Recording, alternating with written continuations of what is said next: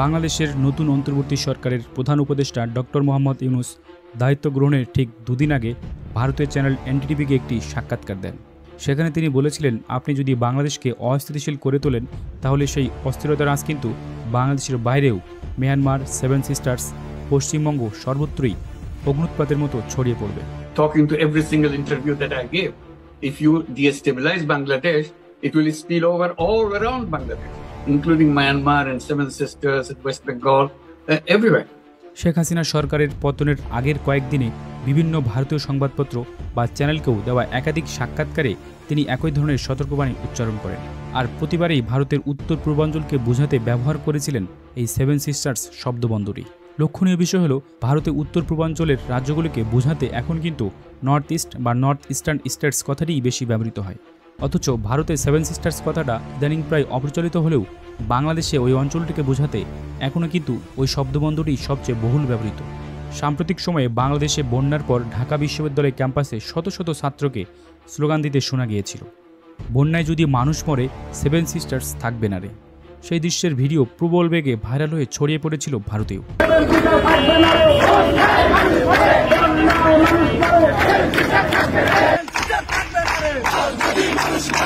তথাকথিত সেভেন সিস্টার্সের ভারতের সঙ্গে যুক্ত থাকা বা না থাকার প্রশ্নে বাংলাদেশের যে একটা প্রত্যক্ষ সম্পর্ক আছে, সম্ভবত সেই ইঙ্গিতেই প্রচ্ছন্ন ছিল শিক্ষার্থীদের ওই স্লোগানে। বাংলাদেশের সঙ্গে ভারতের যে 4000 কিলোমিটারেরও বেশি দীর্ঘ স্থল সীমান্ত রয়েছে, তার প্রায় 2/3 কিন্তু এই সেভেন সিস্টার্সের সঙ্গে। আরও নির্দিষ্ট করে বললে 7টির মধ্যে 4 বোন তথা আসাম, মেঘালয়, ত্রিপুরা ও মিজোরামের সঙ্গে।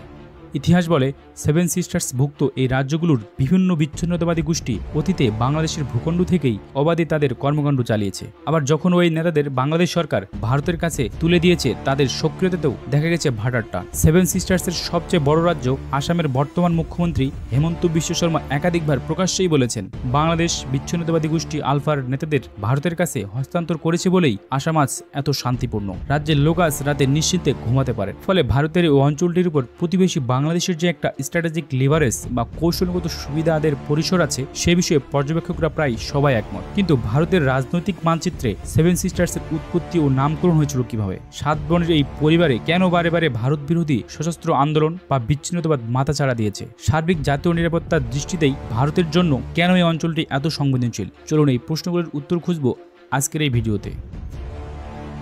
1971 সাল ভারতের পার্লামেন্টে পাশ হওয়া নর্থ ইস্টার্ন কাউন্সিল অ্যাক্টের অধীনে উত্তর পূর্বাঞ্চলের 7টি অঙ্গরাজ্য বা কেন্দ্রশাসিত অঞ্চলের সার্বিক উন্নয়নের জন্য একটি পরিষদ গঠনের সিদ্ধান্ত হয়, যার সদর দপ্তর স্থাপিত হয় শিলংয়ে। এই রাজ্য বা কেন্দ্রশাসিত অঞ্চলগুলো ছিল আসাম, নাগাল্যান্ড, মণিপুর, মেঘালয়, অরুণাচল, ত্রিপুরা ও মিজোরাম। এর মধ্যে ত্রিপুরা, মণিপুর ও মেঘালয় 1972-এর 21শে জানুয়ারি ভারতের অঙ্গরাজ্য হিসেবে স্বীকৃতি পায়। আসাম ও নাগাল্যান্ড আগে থেকেই ছিল ভারতের পূর্ণ অঙ্গরাজ্য। আর ওই তারিখে অরুণাচল প্রদেশ, তখন নাম ছিল নেফা, ও মিজোরাম ছিল কেন্দ্রশাসিত অঞ্চলের মর্যাদায়। ত্রিপুরার রাজধানী আগরতলাতে সেই সময় টাইমস অফ ইন্ডিয়ার সংবাদদাতা ছিলেন জ্যোতিপ্রসাদ শইকিয়া। নতুন রাজ্য হিসেবে ত্রিপুরার আত্মপ্রকাশের দিনে তিনি যে রিপোর্টটি পাঠিয়েছিলেন, তাতেই তিনি প্রথমবারের মতো গোটা অঞ্চলটিকে ল্যান্ড অফ সেভেন সিস্টার্স বলে অভিহিত করেন। পরে ওই একই নামে তিনি একটি বইও লিখেছিলেন। এদিকে 2001 সালে তদানীন্তন অটল বিহারী বাজপেয়ী সরকারের আমলে উত্তর পূর্ব ভারতের জন্য কেন্দ্রীয় সরকার ডোনার নামে আলাদা একটা মন্ত্রণালয় গঠন করে। তাতে আগেরকার 7টি রাজ্যের সঙ্গে যুক্ত করা হয় সিকিমকেও। তখন থেকে অনেকে ভারতের উত্তর পূর্বাঞ্চলকে 7 বোন ও 1 ভাইয়ের দুনিয়া বলেও বর্ণনা করতে থাকেন। 8টি রাজ্যের সমাহারে গঠিত এই অঞ্চলটিকে বিজেপি সরকার অষ্টলক্ষ্মী বলেও ডাকতে শুরু করে। আর তখন থেকে ক্রমশ হারিয়ে যেতে থাকে পুরনো সেই সেভেন সিস্টার্স নামটির ব্যবহার। ভারতে 4.5 বছর আগে বিতর্কিত নাগরিকত্ব আইনের বিরুদ্ধে যখন প্রতিবাদ তুঙ্গে, তখন শারজিল ইমাম নামে এক তরুণ অ্যাক্টিভিস্ট এক জনসভায় বলেছিলেন, ভারতের চিকেন স্নেক অবরোধ করে আসামকে পাকাপাকিভাবে দেশ থেকে বিচ্ছিন্ন করে দিলেই সরকার তাদের দাবি মানতে বাধ্য হবে। মুম্বাই IIT-এর প্রাক্তন ছাত্র শারজিল ইমামের সেই ভাষণের ভিডিও ভাইরাল হয়, যার জেরে দেশদ্রোহের অভিযোগে তাকে পরে জেলেও যেতে হয়। আর সেই কারাবাস থেকে তিনি আজও মুক্তি পাননি। আসলে শারজিলের প্রধান অপরাধ ছিল প্রকাশ্য ভাষণে ভারতের জাতীয় নিরাপত্তার খুব দুর্বল একটা জায়গায় তিনি আঘাত দিয়ে ফেলেছিলেন। বলেছিলেন চিকেন স্নেক বা মুরগির ঘাড় মোটকে দেওয়ার কথা। সেভেন সিস্টার্স নামে পরিচিত ভারতের উত্তর পূর্বাঞ্চলকে বাকি দেশের মূল ভূখণ্ডের সঙ্গে যুক্ত করে রেখেছে যে সরু অংশটা, সেটাই আসলে শিলিগুড়ি করিডোর নামে পরিচিত। ভারতের মানচিত্রে শিলিগুড়ি শহরের কাছে অবস্থিত এই করিডোরটা অনেকটা বাঁকানো মুরগির ঘাড়ের মতো দেখায় বলে এই জায়গাটাকে অনেকে চিকেন স্নেক বলেও বর্ণনা করে থাকেন। এই করিডোরের সবচেয়ে সরু অংশটা মাত্র 21 কিলোমিটার চওড়া, যার আশেপাশে রয়েছে অন্তত 4টি দেশের আন্তর্জাতিক সীমানা। এই দেশগুলো হলো চীন, নেপাল, ভুটান ও বাংলাদেশ। বাকি ভারতের সঙ্গে সেভেন সিস্টার্সের ভৌগোলিক সংযোগের এই সূত্রটাই যেহেতু স্ট্র্যাটেজিক ডেপথের অভাব রয়েছে, সেটাই কিন্তু নিরাপত্তার দৃষ্টিতে দেশের উত্তর পূর্বাঞ্চলকে একটা ভালনারেবল বা বিপজ্জনক অবস্থায় রেখেছে। মিজোরামের দুবারের মুখ্যমন্ত্রী মিজো ন্যাশনাল ফ্রন্টের সর্বোচ্চ নেতা জেরামথাঙ্গা বছর কয়েক আগে এক সাক্ষাৎকারে বলেছিলেন, বাংলাদেশের সাহায্য না পেলে তাদের মিজো জাতীয়তাবাদী আন্দোলন কখনোই সাফল্যের মুখ দেখত না এবং মিজোরাম একটি পৃথক রাজ্য হিসেবেও আত্মপ্রকাশ করতে পারত না। আসলে মিজো ন্যাশনাল ফ্রন্টের বিদ্রোহীরা 60-এর দশকের শেষে প্রায় তাদের জন্মলগ্ন থেকেই বাংলাদেশের ভূখণ্ডে তথা পূর্ব পাকিস্তানে আশ্রয় পেয়েছিলেন, যা অব্যাহত ছিল প্রায় দীর্ঘ 2 দশক ধরে। তখনকার তরুণ জেরামথাঙ্গা ছিলেন সুপ্রিম কমান্ডার লালডেঙ্গার বিশ্বস্ত অনুচর ও ছায়াসঙ্গী। 1987 সালে ভারতে মিজো শান্তি চুক্তির মাধ্যমে পৃথক মিজোরাম গঠনের পথ প্রশস্ত হওয়ার আগ পর্যন্ত তার বহু সতীর্থ জীবনের বেশিটা সময় বাংলাদেশেই কাটিয়েছেন। একই কথা খাটে আসামের বিচ্ছিন্নতাবাদী গোষ্ঠী আলফার পরেশ বড়ুয়া, অনুপ চেতিয়া বা অরবিন্দ রাজখোয়ার মতো সর্বোচ্চ নেতাদের অনেকের ক্ষেত্রেই তাদের সশস্ত্র আন্দোলনের অনেকটা সময় ছিলেন বাংলাদেশের মাটিতে।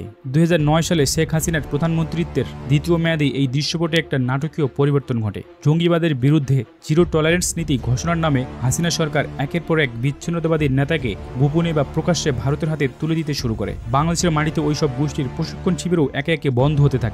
আলফা নেতা পরেশ বড়ুয়া অবশ্য তার আগেই বাংলাদেশ ছেড়ে অন্যত্র পাড়ি জমিয়েছেন, কিন্তু অনুপ চেতিয়া বা অরবিন্দ রাজখোয়ার মতো গোষ্ঠীর অন্য নেতারা ততদিনে ভারতে ফিরে এসে সরকারের সঙ্গে শান্তি আলোচনা শুরু করে দিয়েছেন। ভারতের উত্তর পূর্বাঞ্চল তথা সেভেন সিস্টার্স যে নিরাপত্তাগত দৃষ্টিতে গত 1 দশকে অনেকটা স্থিতিশীল ও শান্তিপূর্ণ, তার পিছনে তৎকালীন বাংলাদেশের সরকারের অবদান ভারতের কর্মকর্তা বা পর্যবেক্ষকরাও তাই অকুণ্ঠ স্বীকার করেন। সেভেন সিস্টার্সের জন্য শেখ হাসিনা সরকারের আরও একটি বড় উপহার ছিল বাংলাদেশের চট্টগ্রাম ও মোংলা বন্দরের ভারতকে ব্যবহারের অনুমতি দেওয়া। শেখ হাসিনা কর্তৃক নামমাত্র মূল্যে এই দুটি বন্দর ব্যবহারের সুযোগ স্থলবেষ্টিত সেভেন সিস্টার্সকে শুধু সামুদ্রিক বাণিজ্যের নতুন দিগন্তই খুলে দেয়নি, ভারতের মূল ভূখণ্ডের সঙ্গে ভৌগোলিক দূরত্বও অনেকটা কমিয়ে দিয়েছে। মিয়ানমারের মধ্য দিয়ে ভারত যে কালাদান মাল্টিমোডাল প্রজেক্ট বাস্তবায়নের কাজে হাত দিয়েছিল, সেটার গুরুত্ব ও প্রয়োজনীয়তাও কমে গিয়েছিল বাংলাদেশ সরকারের ওই সিদ্ধান্তের ফলে। কারণ মিয়ানমারের সিতুয়ে বন্দরের বদলে চট্টগ্রাম বন্দর থেকে সড়ক পথে পণ্য পরিবহন করা ছিল উত্তর পূর্ব ভারতের জন্য তুলনামূলক অনেক সহজ।